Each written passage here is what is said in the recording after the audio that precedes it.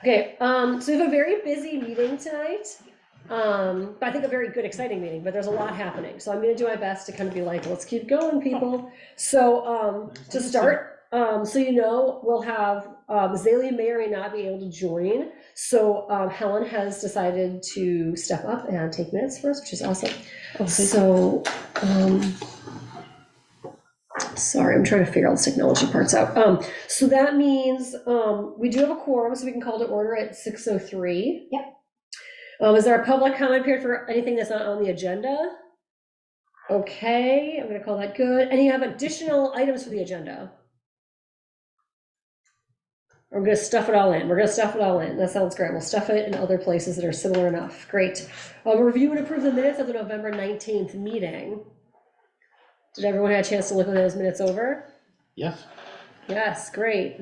Did that inspire you to say anything at this time? No. Not really. Anyone else? I'll make a motion to approve. There you go. Great. Second. We have a second. All those in favor? Aye. All right, great. Okay, so the minutes are approved. Thank you for your work on those, Zaley. Any correspondence? I don't recall there being any major correspondence, so we'll just move on. Oh, we did get this, our year-end review from the Vermont Land Trust, and Helen is gonna read that over for us. Okay. Delegating. If she finds something useful, she'll make sure to tell us. And then we're gonna get to old business, and we're gonna start with Porter Knight, who's gonna talk to us about the item A, park accessibility and signage discussion led by Porter Knight. Great, thank you. Good to see you all. I actually don't have any more of an update since I saw you guys a couple months ago. So where we stood then was the select board had agreed to move ahead to explore possibility of creating accessibility on those 3 town parks. And that's pretty much exactly where we are right now, is just that they've agreed to do it. I was waiting to receive the draft signage from the technical assistance pilot project, and I didn't get it. I've reached out to them. That pilot project is finished, so we're not getting any more free technical assistance. But you know, I wrote to them and I was like, was I going to get those signs? And so I'm waiting to hear back. I think what might have happened is that they're creating on the health department health equity website a toolbox for communities, and they're going to be putting there a lot of the different materials that they created for various towns. And I think that the sort of recommendations for draft signage for us are going to end up there. So I think we'll have something, but it'll be pretty generic, which is fine because we'll want to make it our own anyway. But so that's all I have for signage, which is nothing. And then as far Can I as ask a question about that? Oh yeah, of course. Do you recall, anyone else recalls, remember there was a time when Alex was really fired up and we made that Exploring Bristol PDF, and it was many pages, and there was a page for different rec things. And I think, Porter, I hope you got a copy of this. Zach, I don't know if you have a copy of this. It was linked from the BCC website to the rec department. The rec department has taken that down, and that was something we had a signpost of, like the digital signposting of like, go to these parks, find the parks. And it's, the links are all 404 or whatever, and I can't find an email from Alex. I can't find a copy. Does anyone remember this document or have a copy of even a draft? I remember it. I don't think I have a copy or a draft. Okay. It was really nice, and I can't believe it's gone. And it's just, I can't believe I don't even have any like physical, it's like wisps of memory. And I'm like, where is it now? It's like disappeared into digital space. I can look and see if I have anything, because in my documents from when we were working on that. I have the old computer Alex used, so I can go through it and find it. That would be so good. I don't even know what it's named, but it's something about exploring the parks, discovering Bristol. I forgot what he called it. And there's a link that's supposed to go from our page to rec, and it's just dead now. So I don't know when that got moved or what happened, but it was really nice. It was a step in the right direction, even if it wasn't as good as real signs. It was something, right? Now all we have is that parks page that has just some like bullet points on it, and we've tried to add things, but then he said, you know what, this is not a great page, we'll do this PDF version instead, because we could put pictures of the park in there. And then that was linked down there, and now, because that's gone, now we just are back to our bolded list. We did all that work on it, so I'd like to see that resuscitated if possible. So you might remember that 4 years ago, the town applied for the Vermont Outdoor Recreation Economic Collaboration Grant, VOREC, and we didn't get it. And the goal of that grant at the time was really marketing to position Bristol as an outdoor destination for recreation. And signage was written into that. And the whole idea of it was to create a website that we would market far and wide to try to really attract people to the community. We tried again the year afterwards, didn't get it. Then they took a year off. We just submitted that grant literally today, bigger and improved. So it's everything it was before in terms of marketing, signage, an interactive layered map website, taking all of the the ecological assets that you guys have been inventorying and sort of like putting them. So if you want to be like, where can I picnic in Bristol? Where can I fish in Bristol? So it'll be picking up from that idea and making it its whole thing. If we get the grant, I don't know if we will, but we're trying again to get money for that. And the Conservation Commission was listed as one of the collaborators if we get the grant. And only I didn't talk to you about it this month because we did it 4 years ago and 3 years ago. And so I did the grant with Ian and the new grant administrator, Frida. Yeah, Frida talked to us about that at her she came to our last meeting, we talked about it. And then we wrote a letter of support. I wrote a letter of support on behalf of us. Perfect, thank you. And then, but we haven't seen it yet. I asked Frida to send me a copy and we haven't gotten a copy yet. I haven't seen it either. But I mean, I saw I helped draft it, but I haven't seen it since then. Let me make a note to see if a hard copy. It was an online application, so I don't know, but probably she can click on it and get a PDF. So let me just make a note. Yeah, I think it would just be nice to see what's in there. You already know the work writing that text. We would copy paste some of that for a future project or something. I mean, it just seems like a waste to get these. We do all this work and then it goes away. It'd be nice to keep it. I made a note to do that. Thank you so much. And then, so at the select board meeting where they said, yes, we approve this concept, the next step was to create an RFP, which I did. And Valerie has that and it'll be going out. I mean, it might even have gone out this week. I don't know. But it's basically to invite contractors to issue bids. And part of the way it's written is then that they would have meetings with, I think Valerie phrased it as a committee, but with specific invitation to Conservation Commission, the rec department, so we would try to make sure that we had the people at the table as that contractor does their work. So that is to get us to a design phase so that we could then have construction estimates, and then we would have to do some grant writing to actually move ahead from there. But that RFP, the select board agreed they would pay for with the ARPA money. Cool. What's an RFP? Request for proposals. Thank you. Okay. Sorry. Thank you. That's good. Okay, and that's about the signage piece, is that right? Or that's about the accessibility piece as well? That's the accessibility. So that would be to try to fix, and it's really to explore options because as we talked about last time, there are tricky constraints on all three of those parks for creating paths for someone with wheels. So, what would it look like? What are the possibilities? And we're hoping that maybe they would help us think outside the box a little bit and see what's possible. And what might come back from that is say like, okay, here's ideas for 2 parks and the third park, just forget about it.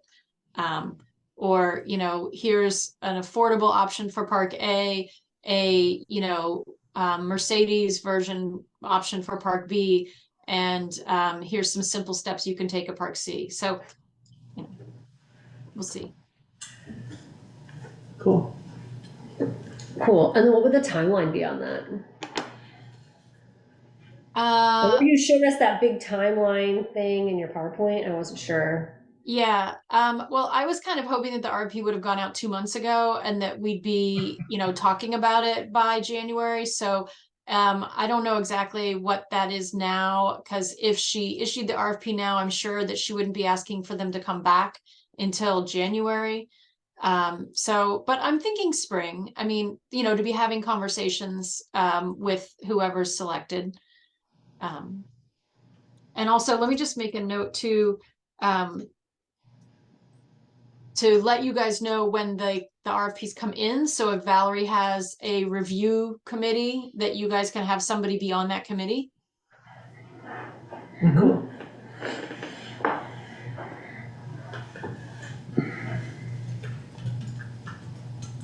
That sounds great. Yeah. Does anyone have, and then should we just say like comments or questions for Porter, or do you have anything else you want to talk about right now? We have another 15 or so minutes if you want with Porter. Does anyone have, because we have to move on, I'm sorry. No, that's fine. I don't have anything else for you, but I'm happy to answer any questions, or I can always ad lib a little bit about trail stuff. Sure. But we don't have a ton going on there. The nature journaling on the trail was a huge hit. We had a lot of turnout for that. Upwards of a dozen on some Saturdays, and I think a couple dozen people on her mailing list. And I have a meeting with that artist again next week to see if, because she's actually said she'd like to continue something next year. So we'll see what that is. Really great feedback on music on the trail. Lots of people want to see that happen. That totally depends on the volunteers, because that's not something I run. I said, I'll write the grant. I'll publicize it, but I'm not going to do it. So we'll see. And had some great UVM interns who did some stuff. So since we saw Porter, we've had a couple meetings now. We've talked about some of these ideas about accessibility at the parks. Does anyone have any questions about those projects for Porter? After we've had some more discussion time to sort of simmer those ideas and discuss that. I remember near the end of our last meeting, Alex brought up maybe rethinking Memorial Park and what we want. Yeah, Porter, what ended up in the VOREC, because we weren't sure what the vision was at that point. We had Fried in here talking, and we talked about it, and I wasn't sure what ended up ever getting communicated to that project. Do you know, or were you not part of that stage? What's in the VOREC grant for Memorial? Yeah. It would be collaborating with whatever we come up with the RFP for exploring accessibility options and alternate recreation possibilities there, and putting a trail on the far side of where there isn't a bridge now. So, and again, I think one of the things that would be important is in either the VOREC, if we got that one, or the RFP, if it comes forward, is to be like, what are our other options there? Like maybe instead of having the parking lot where it is, maybe we should explore the parking lot, on the other side, because the town, the 19 acres is on both sides of the driveway easement. And maybe what we should do is, not try to get over that bridge. Maybe we should take the bridge down and have people go in from the other side and park, on the south side of that driveway easement, and change it. Mm-hmm. So, I like that. That's very creative. I had never thought of that before. Yeah, I wasn't sure, because we thought about, do we want the bridge there even? Do we want a better bridge? Do we want no bridge? Could we do a scenic overlook right there? Yeah. Yeah, just trying to think about that. Alex was saying that he thought the best spot would be if people, or Zaylee, would you mind commenting about Memorial and the steps and the swimming hole and stuff? Yeah, so basically I think what he was saying is that he'd been up there fishing and thinking about it. And he was thinking about the fact that the really nice part of, like, if it's going to be like a swimming hole or a fishing hole, is down below, which is like treacherous to walk down to. And so if there was a way to like ignore the bridge and instead put steps down to a safer spot where that part could be enjoyed, and then maybe an overlook over the gorge, just kind of like thinking about, basically what you're doing, which is just thinking about options for the park Yeah. that don't necessarily have to do with the bridge, if that's going to Mhm. always be a dangerous thing or a too expensive thing. Yeah. Yeah. Yeah, I think that he has a good point, you know, and it's a little bit tricky from a trail construction standpoint because, you know, we want to be respectful of the Baldwin Creek and the soils there are thin. And so, you know, if we approach the river with a trail, there might be different permitting challenges. And, you know, we need to be cautious about that. But it is a cute little swimming hole. And if we did hardscaping with stone steps, that would be better than having just like a path trail that would probably cause erosion. Yeah. I think So it would it's, also, I think a path trail, you just slide right down. It's so yeah, steep. which is what people do now.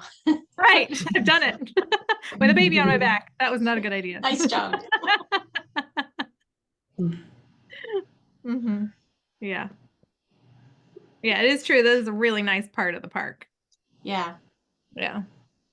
I hope that one way or the other, one of these two grants will give us ideas and options for making it a usable space for the community because it really is a precious spot.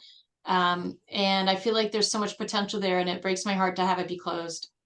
Mhm. Mhm. Mhm.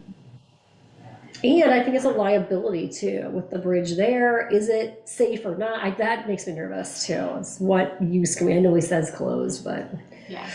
I just try not to tell people it exists, for safety. Okay, and then let me think what else. We talked about Eagle Park and about accessibility there. I know you had showed us some of those images where it was like very few trees were left, and so we just were concerned when we Yeah, emailed you about that. that was not a plan. That was just a concept, which was like, you know, what if we had paths where people with wheels could get from the parking lot into the park? The person who did that concept drawing, you know, was just trying to give a visual of wheeled users in a park space using very generic photographs that I sent. So we're not planning to, you know, that it wasn't a plan. It was a concept vision of imagine people with wheels in this general area. Okay, so give a chance to clear that up because that Yeah, was a question. no worries. Right, and then the last one was the sycamore that we talked about, and we had talked about the FEMA gifting of that property, the deeding of that, and I know we had said we needed to follow up on the wording. Did that ever happen? Did you get the Yep. wording you needed? Yeah, I did. Thank you. Kristen sent me stuff and I was able to read the language there. We can't build a structure. But that's a path would not be a structure. So Okay, good to know. Cool. Cool. Any other comments or questions?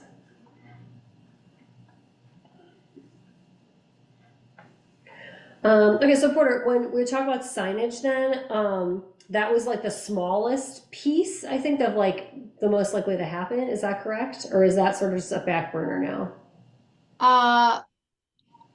so the VORAC grant, I don't know if we'll get that or not. We'll Because that know would be part of the rec. in February. So in February, if we got that grant, then I'll be back talking to you more about Okay. that. Okay, cool. I just couldn't keep track because it used to be in the other grant and now it's I just wasn't sure where we stood with that one. Yeah. Okay, thanks.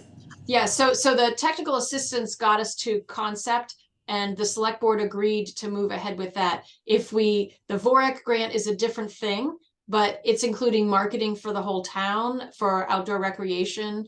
And so if we got that one, that might speed line some signage. If we don't get the VORAC grant, then we'll sort of crawl along in incremental steps with the town, get this RFP, get some design, then we'll have to do some construction, fundraising, and we're probably looking at, like, in my mind, it's like 3 to 5 years, probably, you know, maybe even doing those separately. And then signage would happen eventually as part of that. But if we did the VORAC thing, then we've got a pot of money for signage, and Ian's vision for that is for making wayfinding signage throughout town, not just about recreation things like parks, but also the library and so other points of interest in town so that there's a cohesive, really professional, welcoming, visible, accessible signage throughout town. Cool. So Thank you. that's the VORAC piece. So that could mean signage sooner rather than later, but we would still eventually end up with signage as part of the accessibility piece. Cool. Thanks. Okay, is that it for Porter then? Are we good? Thanks, Okay, Porter. Porter, thank you so much for coming today. My pleasure. Thanks, you guys. Thank you. Good luck with your next meeting. Thanks. Actually, my next meeting got canceled. Our speaker has COVID. I guess is it going around the college? Yeah. I don't know. Yeah. They're always sick all the time. Can't keep track. So anyway, but thanks anyway for fitting me in. Glad to see you all, and thanks for everything you do. Have a great holiday, everyone. Thanks, you Bye-bye. too. Okay, so I told the wildlife group to be here at 6:35, so we have 10 minutes, so we can talk about something else. So, Could we have Zach do the park? that's what I was saying, you want me to updates? have Zach do parks? Is our next item, would that be okay, Zach? So we don't have too many updates.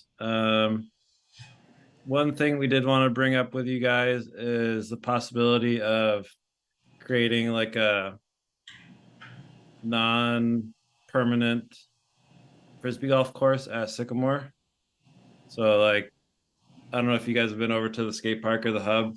There's like disc golf goals that you can just like take down whenever you want. So we just set those up, create like a little map at the beginning of the park, and have 9 holes for frisbee golf. So we've had a lot of people in the community ask about that. So that's one thing we wanted to bring up. And the other kind of cool idea we had was a event for Sycamore or Eagle Park for the eclipse. I think it is April 8th, I think. Yes. We're going to try to do a big event for that because we know it's pretty rare, and Vermont is right in the path. So kind of our two park ideas we've had lately. What are you thinking for an event for the eclipse? We just thought of it this morning, so we're still in the early stages of it. But originally we were hoping to do a camp out, but it's at like 2 p.m., so it's not really worth to have everyone there for overnight. So we're still thinking of it, but we'll get back to you guys. Yeah, sure. You might want to think about it too, like a big open area without shade, so you can see the sky easier. But providing information and Yeah, some yeah. glasses and Definitely. I like that idea. Skate park or something. Possibly like the rec field may be better. Also, I was thinking parking. There's not really any parking at Eagle for more than a few cars. And Sycamore isn't that much better for parking and everyone kind of has to drive there. You can't really walk to either of those parks. Yeah. Good point. No, that's a great idea. But I think that an event would be really fun. Yeah, so like by the hockey rink, like over there, that would be cool. Or something. Nice big open spot. See the sky. Lots of parking. Yes. That'd be cool. Yeah. Disc golf. Where are we on disc golf? Meredith, How temporary describe these goals. Is the idea that somebody goes out and sets them up and people play and then at the end of the day, somebody brings them back, or? I think we're thinking like either every week we would check on them or just leave them up for the summer. I know previously there was talk about like installing real disc golf. I don't know what they're called, goals, at Sycamore, but we've changed our mind from that. So we just wanted to do something to get people at the park. Yeah. And that's just the idea that came up. We haven't like the solar eclipse. We haven't thought too far into it. It'd be a good experiment to do that for a summer and just see how many people do come and what is the effect of that population on the park. And I think that's a good idea. No, I think our major concern with that a few years ago was just the respecting the awesome force of the river is important, and the map that we saw that was made with a colleague of Meredith's had people going right up on the gravel banks, and we didn't think a permanent structure there or leaving anything there was really a good idea because it could very easily get swept down river. Yeah, definitely. But I think if it was in the grass, that would be more long-term, more sustainable, I think. Yeah. But yeah, I think if you would show, maybe that they showed us a map of what you wanted to do, so we knew the areas, we could help advise about maybe best practice there in respecting the river and helping you read the landscape a bit to see what challenges that might bring. Yeah. We'd be happy Yeah, to help with I can that. work on that and bring it next time. Yeah, I think that to have the 9 holes that were big enough to be professional distance or something, they ended up using a lot of that right along the river edge, and that made us nervous. Do you have somebody that's familiar with layouts and you know, can put a proposal together that would, well, maybe not be professional, but be, you know, something that would attract people? We have a community member who's on our case all the time about getting a disc golf course there, so maybe I'll get in touch with him, see if he can help us. If it sounds like 9 holes wouldn't work, maybe it's 4 holes, but 4 holes is probably better than 0 for this guy, so. And I get that anything's better than just going around the edge of the field. Like that's a very boring disc golf course. Well, you could have, I guess, you know, you've already got passed through the Japanese knotweed. You could you could have them tossing them through there. That would be a challenge. Yeah.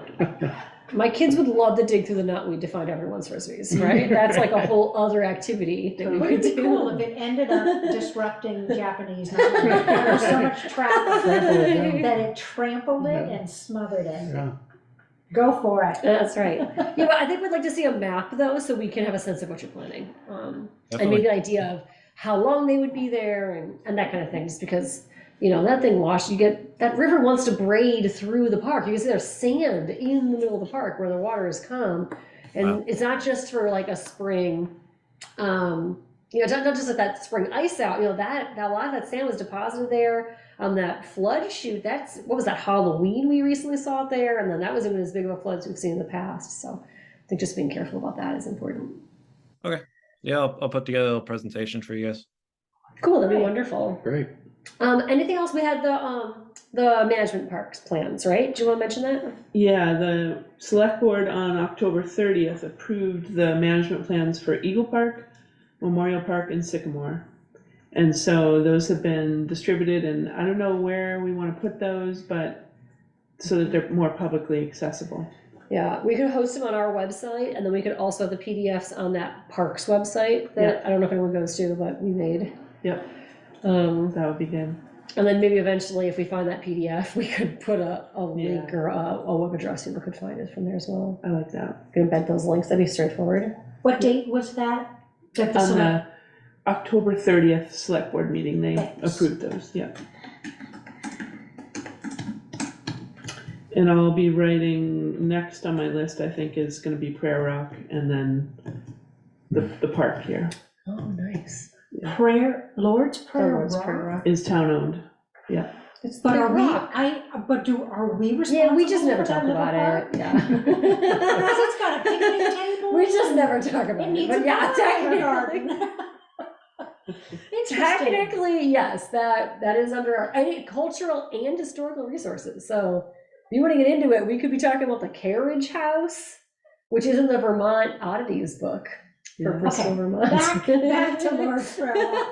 What else is on the list that I might not be aware of? Shattuck picnic tables. Yeah, Shattuck picnic area on 116. It's like where River Road, there's like a little side piece when the river goes to 116. And there's a little spot where you can stop. Yeah, Okay. that's technically, It's town it's owned. like a quarter acre, I don't know what it is. It's real Yeah, tiny. no, I know that. And then, Coffee and- Factory down the hill is town owned. And technically Basin Street, at one time we talked about maybe making a plan for there, but because there is a trail, we could have talked with Porter about that, but Yeah, she'll be back. yeah. And And then Seth Hill. Seth Hill, yeah, has its own forest management plan. Right, yeah. Where is Seth Hill? In Lincoln. Lincoln. It used to be somehow connected to how we got water, but it isn't anymore, and now we just own this like random square of Lincoln. Wow. Okay. Randy knows how to get there. I don't know how to get there. I think as far as I know, Randy's the only one who knows how to get there. Yeah. Okay. So we do own a lot of other parcels we don't talk about. Yeah. Yeah, there's not a lot of active management at those, but my thought would be at least to document the history. Yeah. And how we came to own those. That'd be And then- great. Yeah. And then people like know we own them, right? Yeah. Yeah. Like me. Yeah, Randy and I went down this wormhole for quite a while to make that website and then to make that PDF that's gone. But anyhow, we'll get it back. We'll Zach will find get it back. There's all sorts of weird stuff though. There's caves. What the caves? Yeah, about? the caves. We decided not to publicize those because they sounded major sketchy. Those might be privately owned. I think so. They're in the Explore Bristol document we found from like 100 years ago. It's some Wow. wild stuff. Huh. All right. It looks like we have the wildlife. We do, but I wanted to wild make people sure, here. yes, but I want to make sure, Chris, was there anything else you wanted to talk about at this time or not? I will just mention the Ledges Trail, which is accessible here from Bristol. There's been a lot of discussion recently, as we've heard, as recently as today on the Front Porch Forum, that the A. Johnson Company Mill will be shutting down. There was some discussion that they could find a buyer, but apparently as of today, that's not happening. And I reached out to Ken Johnson and received permission to tell us all here publicly at this meeting that it's their intention to hold on to the land parcel that contains the Ledges Trail. They're selling the mill, but they're not selling their timberlands for the most part. And to be clear, this would be the sort of the hillside that overlooks downtown, if I'm sitting in front of Holly Hall. Is that right? Actually, Yeah. I looked it up on the map, it's 2,000 acres. It's a very large parcel. And it Yep. goes from the Ledges all the way to Bristol Pond. Yep. And actually, the northern part of it owns the swamp at the north end of Bristol Pond. Exactly. And they're saying they will, Ken said that he promised his father, Andrew, that for as long as they were able, they would keep that land publicly accessible for the Ledges Trail. So it's their intention to do that, to continue to own and manage those lands and make the Ledges Trail accessible for the public. that'd be great. That's amazing. I have a little sidebar with that. My daughter is SLP at the Bristol Elementary School.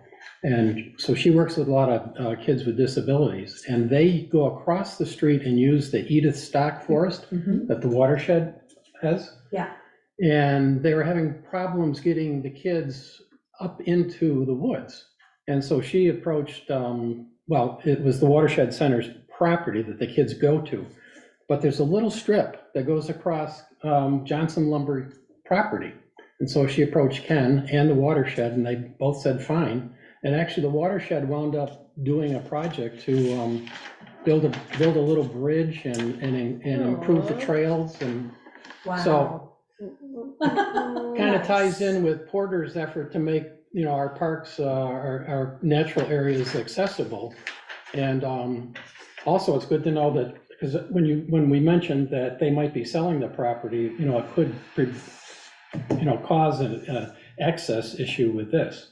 The watershed actually owns a little strip of land that does come down onto Mountain Street, and so does Johnson's. They're both very little strips of land.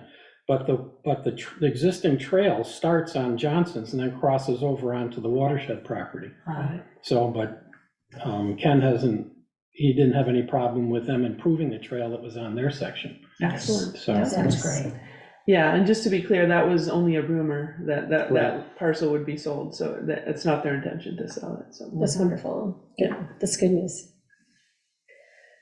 Okay, great. I suppose I should else? very briefly mention that Eagle Park, the fishing platform has been repaired. That's The good. new accessible ramp to the platform is in. There are some tasks that will need to be done in the spring to tidy things up, to finish up that project, and then we can revisit the perennial garden So at that time. the plants will stay The hidden. plants will stay where they are in the Japanese knotweed, I guess, through the winter. Yeah, And if they survive, then we can replant them in the spring. got it. Okay, sorry. Awesome. That's fine. No, I know it was like, I knew we were trying to put some things in there, and I want to make sure we got everything out. So wonderful. Thank you for all the work you've done on this. That's great. And thank you to the Johnson family. It's amazing. They're going to do that. That's great. Okay, great. So in that case, let's go back to our old business item B, Wildlife Project Partnership with Middlebury College. And we have Professor Mikhailo and David here with us. So why don't we hear, is it David, did you want to do a little PowerPoint thing? Is that right? Yeah, I can share my screen and give Let me it. make sure that's enabled on this town thing. Here you go. Who can share? Okay, I think that should work now. Try that. And so David, for some context then, could you tell us where you're at with your project? Like, are you graduating, is that right? So I'm graduating in February, but I'm wrapping this project up now. I'm finishing up the report in the next few days, and then by January I should have a story map for you guys, which is like a website over ArcGIS that should help kind of visualize things and could be great for outreach, displaying some of the images. Awesome, that sounds amazing. Great, yeah, take it away. Cool. All right, I could just introduce myself really quick. I'm David. I'm a super senior, so I'm in my last semester at Middlebury, and I study conservation biology. So this was a part of my senior research project, but also something for you all. So yeah, let me get into it. Camera trapping at Sycamore and Memorial Parks, and this is an image taken from Memorial Park that I'll talk a little bit more about later. Cool. But to give some background, well, I wanted to talk about P22. I don't know how many of you are familiar with him, but I believe he is a mountain lion in Los Angeles, who I think is really great to talk about when we're contextualizing these issues. So he was one of over 100 monitored mountain lions, and he was living in LA, right underneath the Hollywood sign. And it was really iconic because he was repeatedly crossing over highways and even while the habitat was being very fragmented, continued to live on, but was very indicative of the problems that come with disrupting wildlife connectivity. So multiple times he was hit by cars, and other mountain lions there were seeing a lot of inbreeding, and then he was eventually put down because I believe the most recent situation that happened with him was he attacked some domestic dogs and was overall just very old and aging, very indicative of habitat fragmentation, which is the issue that kind of presents itself in these parks. So habitat connectivity, while having spaces for wildlife is really important, it's also really key that we have connection between those spaces, as it determines health and biodiversity of the ecosystems that we're talking about. And with more urbanization and population growth, there's going to inherently be more fragmentation. Something as simple as a road can even disrupt this. So with more connectivity, which is ideally what we want to see, we're going to see increased resilience, especially in the face of climate change, urbanization, or just other disruptors. And Vermont, even though it's got a smaller population and population's fairly spread out, it matters too in these like global contexts. And a lack of corridors within the state can have like broader implications, especially considering like Appalachia runs right through.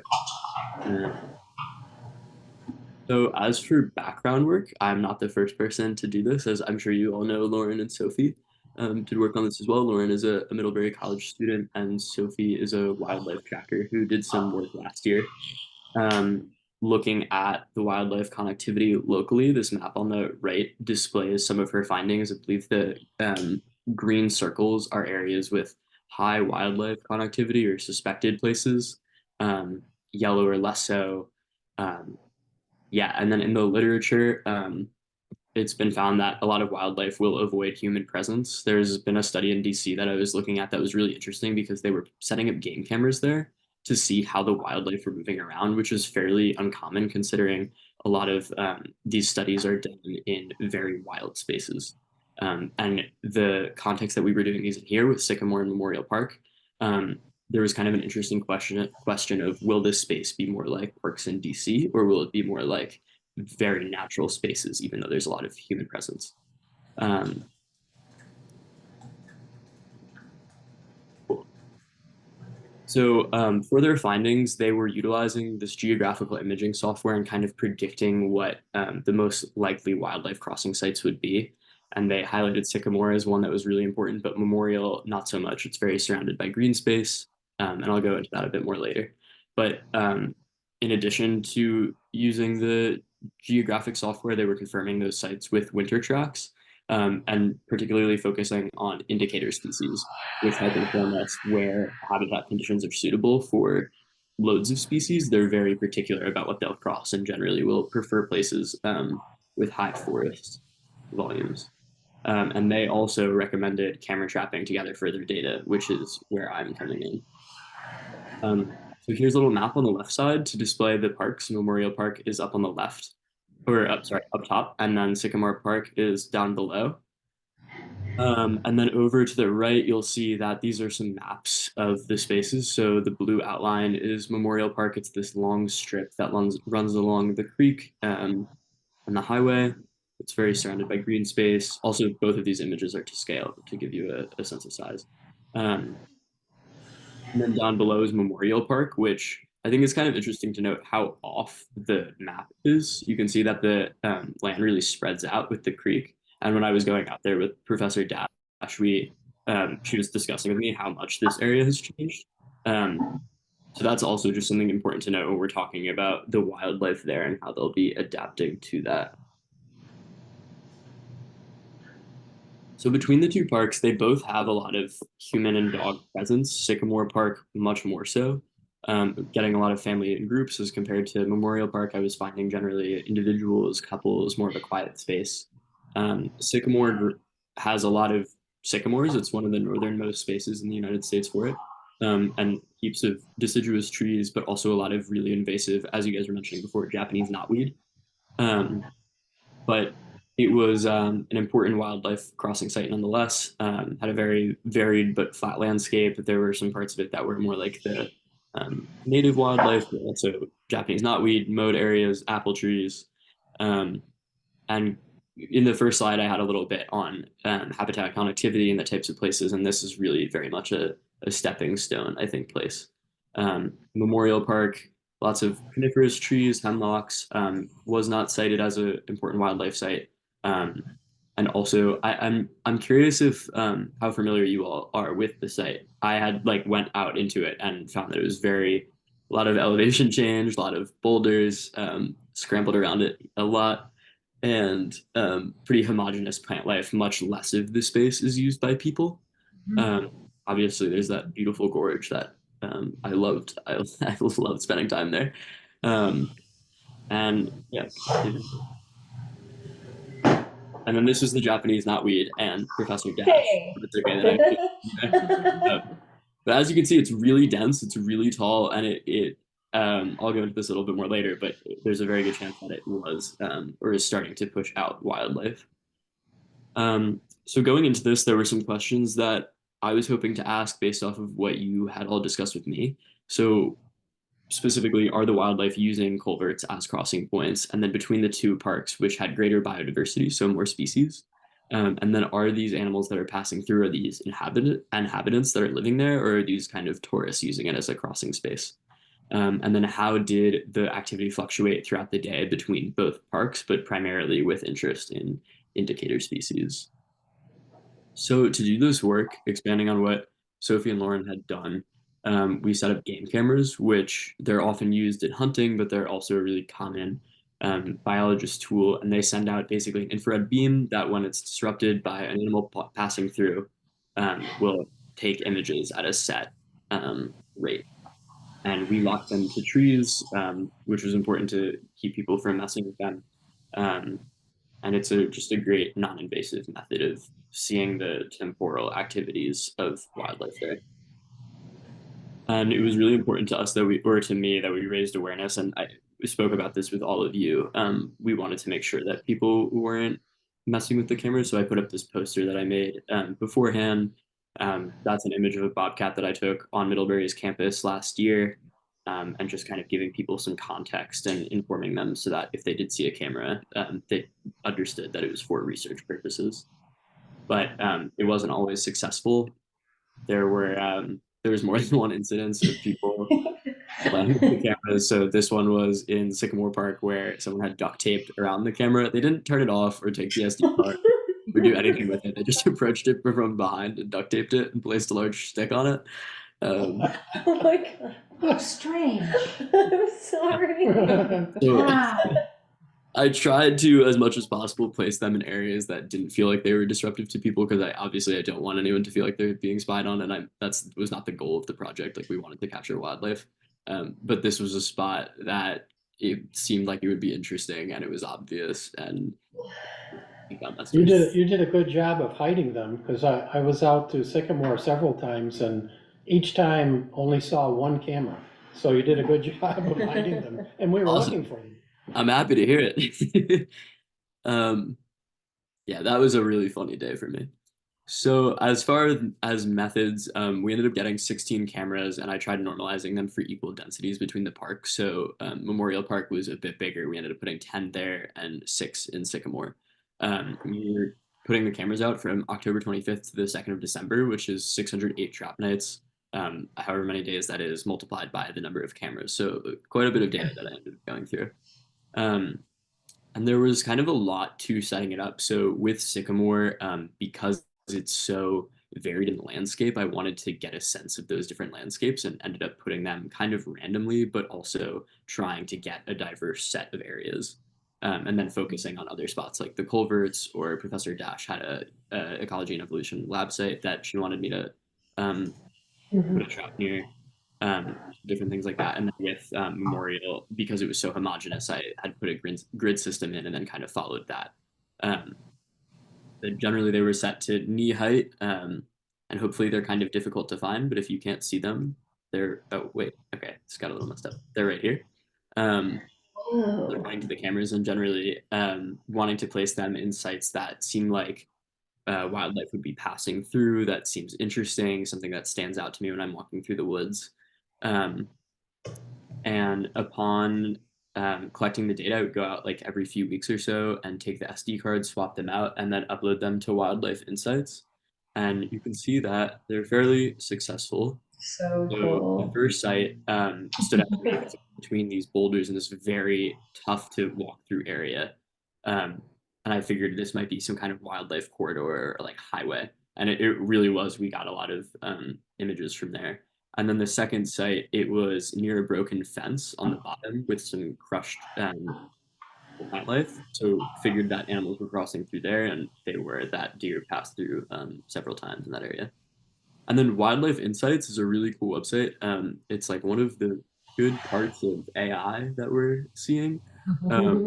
It uses machine learning to identify species. It's not the best. I still had to go through like over 2,000 images and then hold like, I think it was 700 wildlife images from that. But you can see in the bottom left image that it puts this bounding box around when it IDs an animal. So here it is detecting that there's a fox. And I think it didn't successfully, it wasn't able to tell me that it was a fox, but it was able to tell me that there was something there. So you can see that flaw with it sometimes, but it is really great for cataloging the data. And I can send this over to you all as well later. On the bottom right, you'll see different images that I found from it, and I can filter it by deployment, by camera. I can filter it by species after I've ID'd them. So it was a really, really helpful tool and super fun to play with. Cool.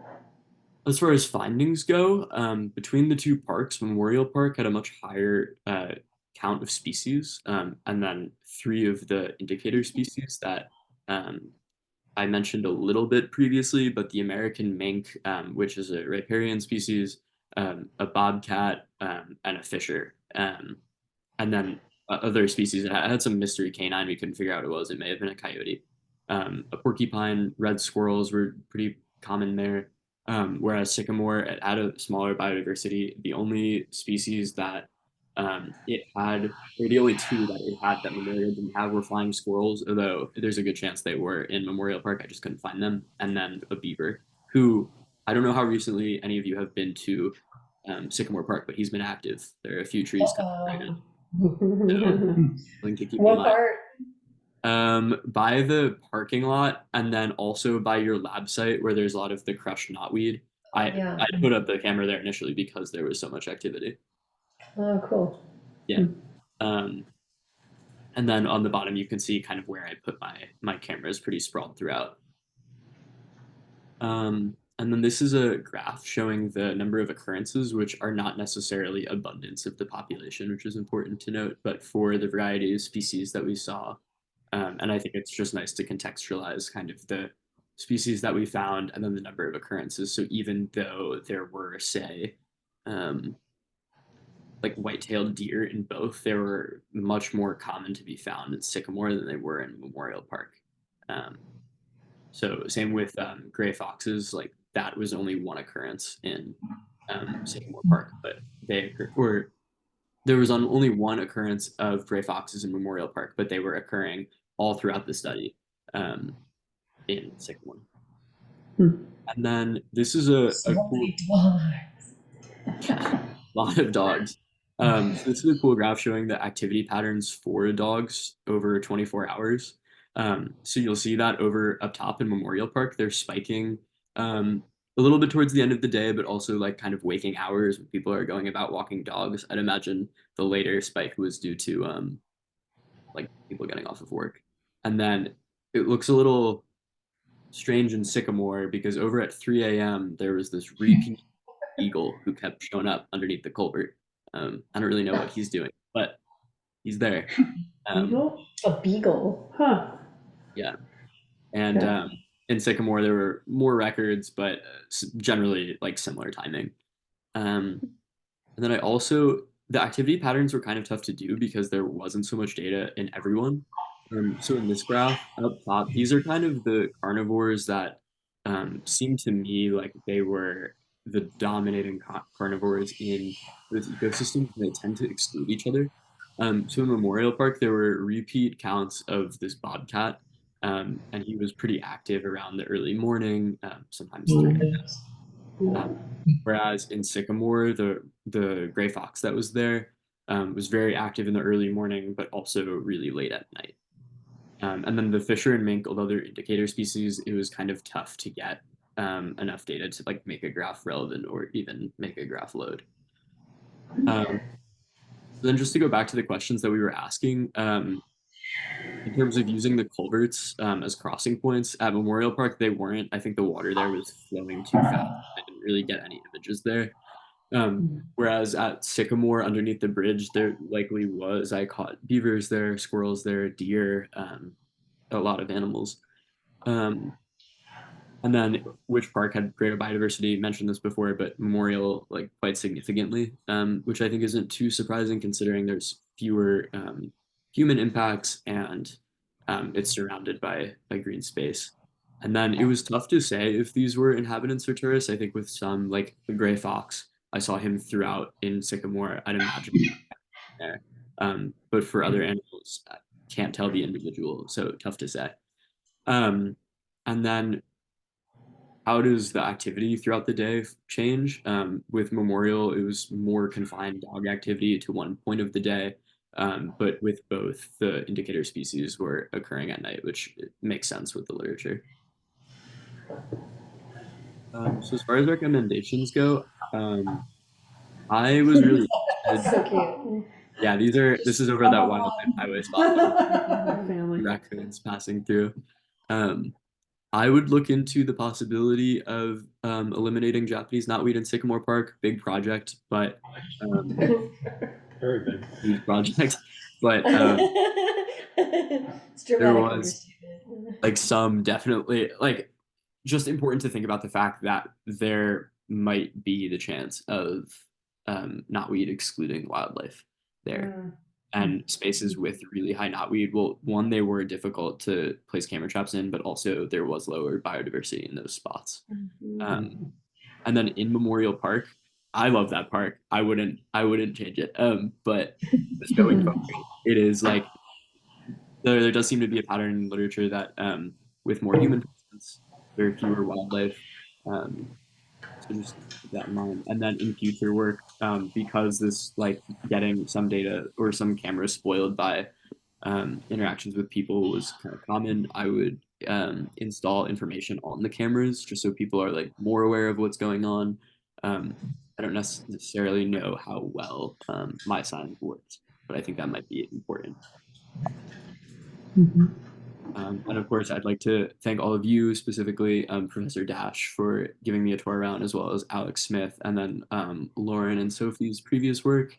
Mike and Ken Jane are actually the neighbors who live by Memorial Park. I met them on my last day retrieving the cameras, and they offered a lot of really valuable information into the background of Memorial Park. And Cool. of course, my professor and advisor, Alexis, who has been a huge help all throughout the year. So thank you.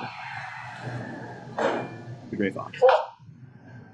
Thank you. That's Cool. amazing. Yeah. Yeah. So I would just keep asking, like, this is for, this is another gray fox at Sycamore Park, and I'd love to open it up to any questions that you guys might have. Wow. Cool. That's some great shots. Thank you very much. Thank Yeah, you. that's way more information than we've had before on Right? wildlife at either of these So parks. this is really, really cool. Do you have a sense for how these patterns may have been different in a different season? Yeah, so that was kind of some data I was starting to explore. It definitely seemed like my occurrences that I was getting were tailing off. Like the peak season was November, like early November or so. Mm-hmm. I think I don't really have enough data to say like conclusively, but that was certainly the pattern that I was finding. I live not too far from Sycamore, and on my property, I notice a pattern of summertime bears, wintertime bobcats. And I don't know if they just have this understanding that that's their territory and that's their season, but I'd be curious to see if they were, what the winter patterns would be like at both parks. Yeah, I assume when the bears are where the kittens will play. I guess. I don't know. Yeah. Cool. This is really cool. I don't know what the next step is though, but it's super Yeah. cool. Like this is great information and so much work. And yeah, I'm really happy there's finally a good news from AI, you know? It's Right. able to identify these for you. Yeah, did you find anything surprising by doing this? Or did things, like what can we learn from this as how we can progress? Like what were the challenges or surprises that you found? That's a really great question. I think a lot of it was personal. Like, I had done some camera trapping work before, but just going out there and doing it, especially with so many more cameras that I'd ever worked with, there were a lot of learning curves for me, with like types of spots that are really beneficial or like very minute things with placing the cameras.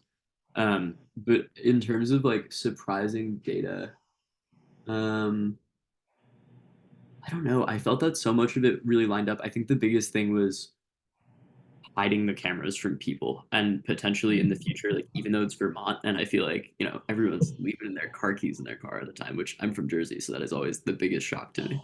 But even like with Vermont being a space that's very trusting, I think people feel watched with cameras and in the future, hiding them, I think would be really beneficial for the data. Mm-hmm. Were there some cameras for which you got no wildlife shots? I'm curious about the spatial distribution within each park of where you got footage and where you didn't. Yeah, in the report, I'll probably put in a map that's kind of showing that. I think a few of the sites were definitely like the fault of me, putting them maybe too high. But there were some sites that I was surprised by. It was a very wide open space. It was low to the ground, and you'd expect images, but there were none.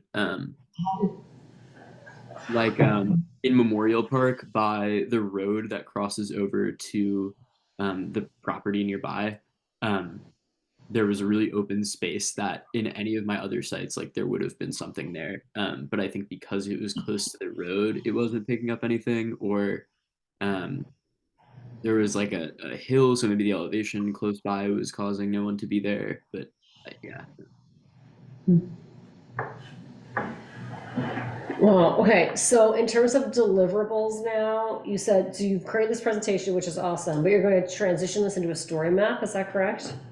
Yeah, I don't have that ready today, but Okay, no, I'm just wondering, I'm just, because I'm thinking, we can't put, images or a PowerPoint on Front Porch Forum, but we could say, look at the story map with a link, right, which would be really powerful, and hopefully people would learn about corridors and stuff from that, because there's some just basic entry-level science information that people I think would really appreciate, and that we could take something like your presentation to show to the planning, zoning commission kind of people, right, too, that might help them appreciate some of these things. Just really cool. So I'm really glad you're gonna make that story map. And then was there something, a report as well you mentioned, is that right? yeah, kind of set up more like a lab report. Okay. Yeah, going and also going like more into the data, giving graphs that I don't necessarily think are great to derive information from, but like in the vein of transparency is something that I'll be including. That would be nice. I'm wondering if maybe you could put together a simplified, maybe on just one sheet of paper, just a brief, what I'm thinking of is maybe putting it up on the kiosk that's in Sycamore. Just a summary of what you did, because you had the sign up there about the project. So it might make sense to put a follow-up, saying that, this project was done, and then list the animals that you found there with, with a little information. I think that would be nice right at Sycamore. Yeah, I agree. That'd be really cool. Yeah, I'm just trying to think, like, how do we take this, but then do something with it? So it doesn't just sort of like go to drawer or like die up on the hill, but like come back into town and help affect change in some way, Or if you could think about suggestions on how to follow up, or like a part 2 or something, or do you have any recommendations? I think the 401 class, this would be a great project for them. They'd also probably be able to dedicate more time. I mean, it would be a group of, I'd imagine, 4 or 5 students working on it as opposed to just me. So David, that's a great transition into our next bullet point. Perfectly planned. It's like you were just reading along and you're like, we should move to old business 4 or 6BB to discussion of 401, But yeah, no, absolutely. Anything else we want to ask? Well, David, you'll stay here and then we'll start talking to Alexis. Does that sound good? Yeah, that sounds great. Okay, don't go anywhere. Okay. Should we stop sharing? Okay, great. Okay, so Alexis, could you tell us about the 401 structure project, what you want from us, what we can do? And we've got 24 minutes. Oh, okay. I don't know if I'll need all of those. No, I'm just saying, like, we truly try to end at 7:30 if we can. So I just want to keep everyone's mentally prepared for that amount of time. Yeah. Also, just to emphasize, David did a lot of work this semester, was out there all the time, and then sitting there going through photos and troubleshooting, and taught himself a lot. So that short presentation represented like hours and hours and hours of work. I mean, it's amazing, and this is so useful. I mean, I don't know what we can put, if we can, I don't know if we can edit management plans. Yeah, wasn't it already approved though, so do we have to edit it? I'll store it for the next revision. But it's very exciting stuff. No, we're really excited to have this because we didn't have anything, and now we have so much to go with, so it's awesome. Yeah. So in terms of 401, the whole class is, I think, about 15 students, and they're going to be split into groups. And so, oh no, I'm sorry, 17 students, I think. So there might be one group of 5 potentially, but otherwise typically groups of 4. And my thought for the group working with the BCC, the general idea is that there's a structure where there's kind of a community partner who has a need. And we've talked a lot about this over the past year, thinking about habitat connectivity and updating the plans. And so the students learn to assess that need and kind of figure out a scope on their own. So we try to give them some direction on what the needs are, but we want to let them have a bit of the experience of what it's like to figure out like how they can bring their skill sets to address a certain real world question or problem, and how what their career goals might be align with the opportunity that they're given through this project. So there's a little bit of like that scoping activity at the very beginning of the class. But the rest of the semester is pretty much students working on a project that they have designed as a way to provide whatever the community partner is primarily interested in. And all of the projects that my students are working on in this whole class are human wildlife kind of conflict and coexistence related. And most of my students are science oriented students. That isn't always the case with environmental studies, because we have like anything from environmental dance to environmental geography to environmental architecture, or the like environmental biology, environmental chemistry. And I think by word of mouth, I got most of the science students. And so we'll all be thinking about human wildlife coexistence in different ways. I see this project in particular as being pretty science heavy, potentially having students get outside and reevaluate some of those tracking locations that Sophie went to last year. And especially given that we're starting in the spring, it's great because we can get outside and go to where there's snow, hopefully. Hopefully there will be snow in February. And so what I'd like to do is give them the chance to actually try doing a lot of those mapping activities. They all will have taken GIS or a class that employs Google Earth Engine or some form of mapping. So allowing them to actually do the work of trying to update those maps, seeing what data are needed.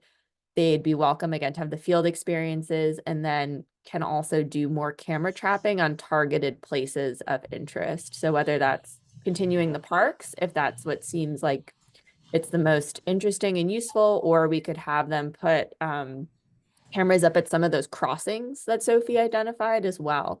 And in total, we have a lot of cameras. So I think I have like solid, like at least 50 cameras. I do not think my students should they can't manage that many cameras. Those are for like a whole class of 20 students plus my research, but we have a lot of cameras. So we could reasonably deploy a bunch. And I have a few former mammalogy students who are in my 401 section. So they've done a whole semester of camera trapping with molt already. So they're pretty fluent in how to actually do the field work. But I think this project could be pretty map heavy, because we could have students working with different GIS layers and thinking about how to integrate different types of data, whether that might also be talking to people. Wow. That sounds cool. So I'm thinking about affecting change and what do we do with it, right? Is there an opportunity for those students to also work with the town beyond our group? Who would that be? Right? If we For wanted to example, like the planning commission? yeah, and- like would that be like if they made maps, it'd be useful to the planning commission in some Yes. way? Or Madison County Regional Planning Commission maybe could help suggest how they might connect that between like, this is a cool academic question versus how do we connect this to like what the town needs, right? I don't know how to make that happen exactly though. That's outside of my expertise. And it might want to come at a slightly later stage, like it seems like spring would be data collection time and mapping, and then end of the semester, begin to integrate that data with planning and zoning maps and. Maybe finishing the semester, like in terms of deliverable, if there was something we could do that was like what David has shown, and like creating sort of, maybe that's the kind of thing we could take then, and like we could take that to town offices and spread that maybe at that point. Does that make sense? Okay, I just want to make sure we're on the same page of like, what can we do with it, you know? Okay, well, this sounds amazing. We thought about a lot of other ideas. So this is the idea you think is the most strong for this group though, this semester, right? Because we're thinking about surveys, town hall meeting day, talk to people about maybe those, you know, the map of town with like, what animals have you seen, right? I think all of that can be rolled into this. Oh, We can because I don't definitely know how send much, them to town hall day. what the We capacity of 5 students is that you're Yeah. envisioning, right? Well, so it's 5 students that this is a full class that meets 2 times a week plus a lab period. And so Mm. they can, use their lab period to come out to town and work with community partners. There's a lot of flexibility with this class. It's like a senior capstone. Um, Cool. so like if we wanted to have survey, like I think that would just need to be decided early on within the scope, so what I will do is develop a project statement that kind of encapsulates what I see. I will send that to you all and you all can give me feedback. And then that'll be presented to the students when they're choosing which projects they want to work on. And my general sense is that I like to give the students again kind of some flexibility along with you all so that way they can come up with something that's mutually beneficial and really represents their interests, because I think students will do the best job when they're most excited by what they're doing. So I want to give them a little bit of that wiggle room still. Yeah, well, I think we want to give them ownership, right? That Yeah, might be. exactly. Yeah. That And sounds then if awesome. there is something that you really, really want, but that doesn't seem to fit within that particular group's project, I can do what I've been doing the past 2 semesters, which is see if I can have a student working um, Like a separately. David and And so, Lauren. yeah, a David and Lauren. Perfect. Or one thing I'll also point out is Middlebury has funding for unpaid internships over the summer.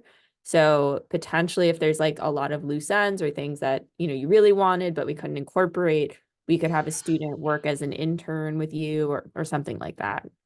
So we can figure it out. I'm committed to, generating the data you're interested in as kind of a long term, like whenever you need something, let me know. I'll be able to put a student on it. So. Wow, that's awesome. Nice. I know. Amazing. I know, right? This whole meeting today is really just amazing news, just constantly amazing news. In a nutshell, what are the other projects that the students will do? Yeah. So I do have another group that's working with the Ripton Conservation Commission, and their particular challenge has been engaging, like getting data of wildlife on private lands. And this is actually a challenge. I'm sure it's also somewhat similar to Bristol. So what I'm thinking is anything we generate kind of for both conservation commissions are likely useful for both. Mhm. But for them, it's interesting because that same problem is the problem you normally run into in urban ecology and conservation. So the models for citizen or community science that we used at the museum where I worked at in Los Angeles, like building these partnerships with private landowners, is actually directly applicable to rural Vermont in this way, which is pretty cool. Huh. Um, and so the students are going to be looking at strategies for engaging with private, and having access to private land for conservation and monitoring. How does that work in traditionally, explored systems? How could that transfer to Vermont? And I think they're very interested in building out the community science portion. So again, that could easily be transferred to Bristol as Right, well, or any right. other. If they develop good materials, we can Yeah. snag those and use those next year or something, yeah. Exactly. Yeah. So that's kind of how I thought about that, setting that Conservation Commission project up. And this one as well is that they can be, I'll challenge the students to more generally apply them at the end. Like, how can you make them transferable and not just very context specific? What are the other ones? Oh, another one is, sorry. Wasn't the New Haven Wildlife Crossing something? Is that I not don't happening? know. Well, I don't know. Oh, okay. They haven't followed up with me. Okay. So the other, Is the landowner one that you just mentioned, does that wind up employing cameras to look at inventory wildlife on the property? yes, yeah. So that's the Okay. hope. And I would like them to come up with these like kits that you could give to someone to put on their property and then like teach them how to do. Even David and I were talking about this earlier today. Like, could we do like a little, you're certified to ID animals on cameras. Like you've done our mini course and now you can join us in IDing, animals on Wildlife Insights. So that way there's some like standardization, because I know that's been one of the general concerns is like, well, even if people like put stuff on Front Porch Forum or like find their own speed, like you don't know if the IDs are correct. Like there's a lot of potential data loss. And so maybe we could do like a little training course for people, but that is for the students to figure out. I'm not gonna just, you know, they've got to come up with these ideas too. So another project we're working with Vermont Fish and Wildlife, with their small mammal biologist, in particular, Alyssa Bennett. So I'm on the mammal advisory group for this state, and we're about to be doing all of our updated wildlife kind of management plans. And you go species by species, and this is how we do regional levels of risk, and it can help us also kind of push funding in different places. And no one ever loves the small mammals enough, is my feeling. So all the students will be working on small mammals at first and collating all the data and updating everything for Vermont small mammals so we can do the regulatory updates. So that's a data heavy project that isn't really field oriented and also involves more like digitization of existing data sets and things like that. But will be very cool. Lots of cute small mammals and will be very useful. And then the last one is we're working with folks who are starting the Vermont Beaver Association. And I think this one could go a lot of places. I have a call with someone tomorrow about it as well, but it might end up being more of like a film about beavers in particular places, or it could be more ecology oriented. I'm still trying to figure out the scope, and it also again will depend on which students are working on it and what their interests are. So Wow, great. Yeah, well, outreach materials for that could also help if we're about to be invaded with beavers at Sycamore. So. yeah, just all you have to do is call Skip Lyle. He's great. He fixed our campus beaver situation. So Yeah. I don't know, That sounds David, amazing. do you want to share kind of 401 from the student experience really briefly? Because Sure. he Yeah, I just did. took it this Yeah, semester with someone else, not me. that's what I have to write after this report. I'm finishing up right now. But I think it would have been nicer if my group had been allowed more flexibility, or like we had a lot of ideas and our community partners were very like, this is what we want. Um, so I definitely, as Alexis is saying, like opening it up to students and allowing them to take ownership, I think is like the key thing. Um, but also having enough direction where we're not brainstorming everything, and it also seems like really useful to you guys, because I think no one really wants to generate something that's just gonna die in the pond. So And then I think there was, you had like an actionable task for us, which was that you needed to identify a specific community collaborator, mentor, is that right? And we Yeah, haven't done it yet. We talked about talking about that at this meeting. And I think Helen had offered that you were interested. Is that correct? If no one else. If no one else wants to do it. Does anyone else want to do it? Kristen, John, Nancy? Alex isn't here, but I do think it'd be good for the students to meet Alex, Yeah, because for sure. he's great. I think it would be good for the students to interact with a non-academic. I Hmm. mean, I know I've been You involved could in do. ES 401 for I a know. long time, I but know. I could imagine someone else would bring new insight and new. Right. Yeah, I can't do it. It's during my class, so I can't do it. So, Oh, you mean that mentor would need to be available during? Did you see? Yeah, I sent out a list. Yeah. There's like 4 times you would have to go to campus and talk to the students. Right. or On meet over Thursday Zoom afternoon. too. If you wanted to do Zoom, it would be okay. Or the students could come to you since you're so close. And it's 1 to 4:15 on Zoom, or I mean, like 1 to 4:15 It on wouldn't Thursday. really be the whole time. That's like kind of the block because that's their lab section, but you wouldn't have to meet with them for 3 hours. That's a Mm. I lot. only met with mine like once a month or so for like an hour, and often over. Yeah. Yeah, that was my understanding from the document I forwarded. I think they were looking for alternates or whatever. I mean, it sounded like they were looking for a couple of people. right. And if you wanted to lead it, I didn't want to lead it, but I would be willing to help however I can. It did sound like there were, at least two roles that, Yeah, well, I think we're thinking that we could do like one main person that would be sort of like the buck stops here, you're the mentor who's in charge. But then it would be nice to have, I think, so no one's tied down, like, oh, you have to go to campus this day, then we could have other people. And it might be nice for the students to sort of see who's in the community in Bristol, like who are we as a group, and they could meet with different people or have the opportunity to talk or something or bounce ideas with different people on the commission. I think would be really nice. Like, I don't want to make it one person is stuck with it. yeah. But there is fundamentally no way I can do it because I'm busy at the exact time the students are busy. It would be nice if someone could be in charge of that. And then, of course, I really want to bring Alex in because David really liked meeting him. And I had bet he some could do an requests. hour here and there too. I mean, he Yeah, works a ton, but he has he does work for himself. So totally, yeah. So sometimes he does have flexibility. He probably couldn't commit to all of it, but I bet he could. I bet he would love. I mean, he loves talking about this stuff. So like, Yeah. he'd love to geek out on it for an hour here and there.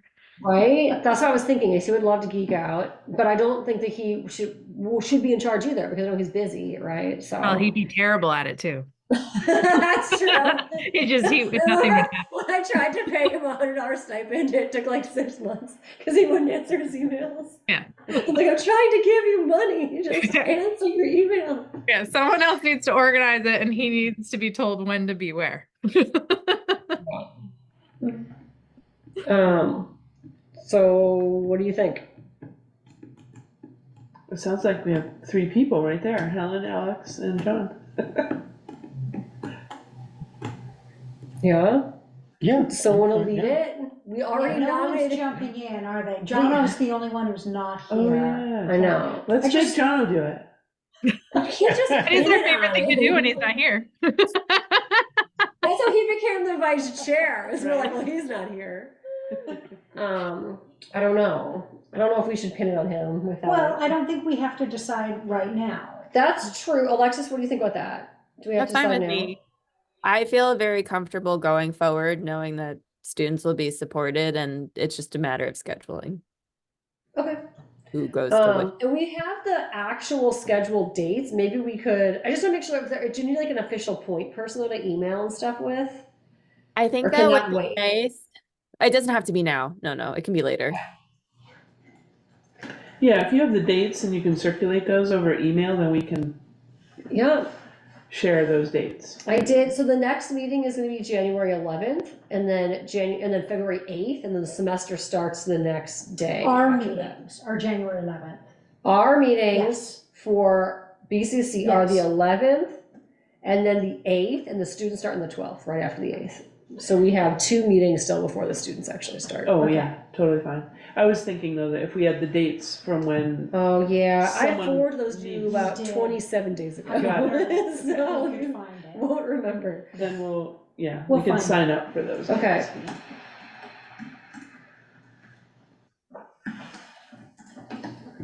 Okay, I'll do Cool. that before our next meeting.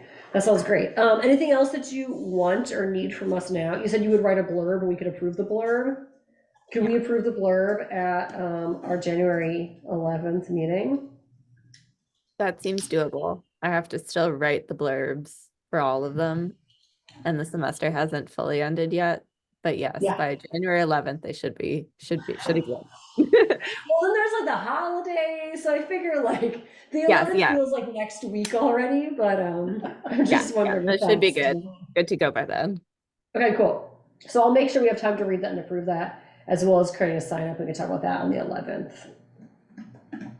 Great. Anything else about wildlife we want to talk about? Well, we have Alexis and David here for this great semester of work that we have from David, and a new beginning here with This Alexis. really is amazing. Yeah. Great connection. Yeah, thank you very much, David Yes. and Alex, or Alexis. Thank Yeah. you. Thank you guys. Cool. This has been so great. Thank you so much. I'm really excited to see what happens next. And David, make sure you give us those kind of deliverable pieces, because we see people from UVM sometimes, great presentation, they graduate, we never see them again. We're like, oh, we saw that PowerPoint once and now it's gone. It's just left in our memory, so we really appreciate, like getting those things from you that we can use going forward for showing the select board, showing, whoever that comes in. maybe many years from now, when you've forgotten you did this project, we'll still have those documents. So Yeah, thank you I very think- much for that. If there wasn't, do you have further questions? We can just plow through 2 quick things and then end the meeting. How do we feel with that? Good. Good? Okay, Yeah. great. So thank you very much. And then we'll move on to our next agenda item. The BCC membership. We have 1 vacancy for a member currently. We have 4 more minutes of business. Okay. BCC has 1 vacancy. We had someone who was gonna come, remember, for the last meeting? And then I just got an email that said they couldn't, and sorry, which we've had this happen a lot. People send me a first email and they melt by the time it's time to go to the first meeting. Or they come to the first meeting and then they leave, so. Life gets busy. I know, so we've had this a few times now. We get the nibbles and then it's hard for them to follow through. So maybe like in the new year, maybe I can send out an email, because it's gonna be just forgotten with Christmas stuff right now, I imagine. Okay, new member email, and then anything else about membership? No. Okay, we have a December 28th, is the date that we have to have that report. Remember how every year there's a report that's due, and every year we forget about it until it's like right now we go, oh my God, that thing is due. Luckily, they told me right this afternoon, so I had time to remember to tell us. They said they're hoping to do more bullet points this year and try to use simpler language for more like accessibility and like for reader PDF readers or something. Try to be more accessible with it. So anyhow, Zaylee, could you write some bullet points? And I'll forward you, if you didn't get it already, the email from Ian, because he's in charge of organizing this year, and he had some accessibility points of like how to make it easier for people, which is mostly in like bullet points, simple language, saying your acronyms, that kind of stuff. Just I think Spelling. I we know always do a that pretty like good job. I think like last year and the year before, I think I like wrote down the various things and then I sent it to you. So can you send me what you finally submitted so that I like see what you then did? If you go on the BCC website, is it on there? Okay. it's on the I was gonna drop the link, but it's a different computer. That's fine. That's fine. I can look it up. Yeah, if you look on the BCC website or webpage and you scroll down, it says annual reports 2003 to 2022, and you can see all the reports there. Okay. Okay, yeah, and and then I just think we do forward a me good what job Ian with that. said. Simplify language. Yeah, I don't think that was about us, though. I think we do a good job with that. I think all we did was bullet points. It's possible that some people are like putting in paragraphs, and we definitely just did bullet points. Yeah, I think he has one like paragraphs of technical babble, and I think that we don't do that, so I think it's fine. Also, so if you could send that to me, then I could edit it and send that somewhat on time. Yeah, I remember last year I sent you an email on like the 29th or something. It was like, I completely forgot about that. So I'm on the Conservation Commission website. Where is it? Scroll down the documentation. Okay. Got it. And there's the links. Annual reports. Great. And every year I just like add the last PDF to the next PDF and I just keep making this Franken document. And then, so that's that. And that's the review. So Zayla, you'll do a draft. I'll edit it. I'll send it around. Hopefully I'll have time to get edits and then I'll submit it. That sound good? And it's due the 28th of December. Yeah, but I find that no one does it by the 28th, and we do, and they're always like, you actually did it. Wow, thanks, BCC. So for goodwill, we could do it on time, but they would be shocked because no one ever does it. I remember last year we were late and we were panicking. And so you emailed Ian and he was like, oh, no one else has gotten it in yet. He's like, no one did it yet. We can still be first. We were still first and it was late, I think. Right. Yeah, we were like, oh no, we missed the deadline. It was like full panic. Yeah, it was over. And so that's good. So we'll get that going. That should be straightforward enough. And then municipal vulnerability index. Were there any updates on that? I wasn't sure, so I left it. No, Just in well, case. I was, yeah. Turns out there is nothing new. Okay. Perfect. Okay, and then that would wrap up our business items. There's no new business that I was informed of. So then there's no events because we're not going to plant those plants at Eagle in December. So I guess we're good, and then we'll meet January 11th, and I already have a list of a couple things we'll talk about. In terms of that meeting, don't adjourn yet. We're gonna talk about wildlife, create a center for mentoring. We're gonna approve whatever it is that Alexa sends us. I'm gonna send a new member email, but we've had several meetings now. I think since August, I made a list, and I've been slowly going through, inviting people to speak to us. I don't really have much planned for that 11th, for the new year. We don't have like a plan of what we're doing at each meeting. So if anyone has anything they would like to do or talk about, let me know. We could do what we talked about at the Conservation Congress, which was Cornwall, I think, uses their January meeting to set priorities or goals or objectives for the year. So we could just brainstorm what our projects and objectives want to be. Yep, that sounds great. Yep. Yeah, we could do like a chunk of time for that. That'd be great. Because it's a slow time for If us. there's nothing else, It's yeah. winter and yeah. Okay. Well, that sounds fantastic. And then that would be everything. So now we can make a motion if you want.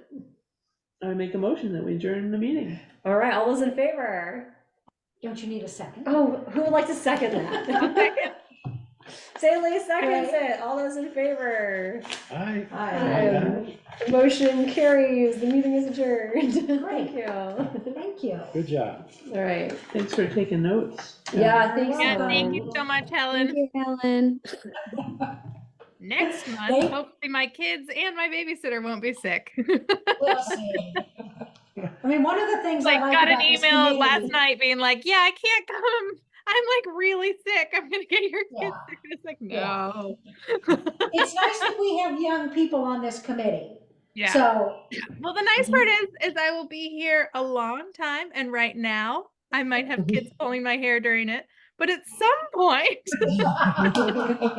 I will keep up with what's happening, and at some point, I won't have kids pulling at my hair. 2040? That sounds like a good year for you, don't you think? Okay. All right. Okay, cool. Great. Well, Bye, thank you, everybody. everyone. See you. Thanks for coming.